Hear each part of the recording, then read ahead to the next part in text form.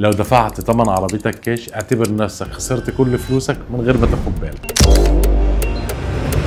تعال اقول لك على فكرة ناس كتيرة ما بتحسبهاش صح. لو معاك مليون جنيه كاش، اول رد فعل طبيعي ادفعهم واخلص، لكن الصح ان تروح لبنك وتربط شهاده. والناس اللي بتفكر ماليا بشكل اذكى بتسال سؤال مختلف: وازاي اركب العربيه وفي نفس الوقت فلوسي تفضل شغاله؟ هنا بقى بيبدا التفكير المختلف.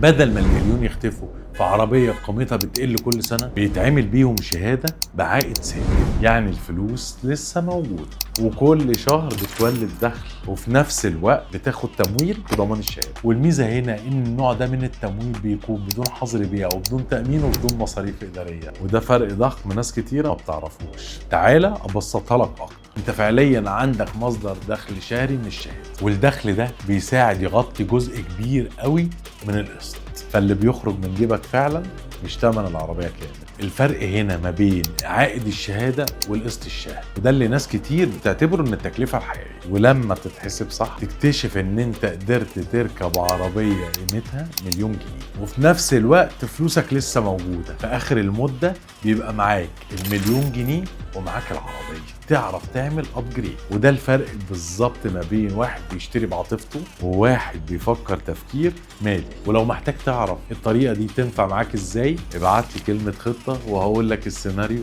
الانسب ليك.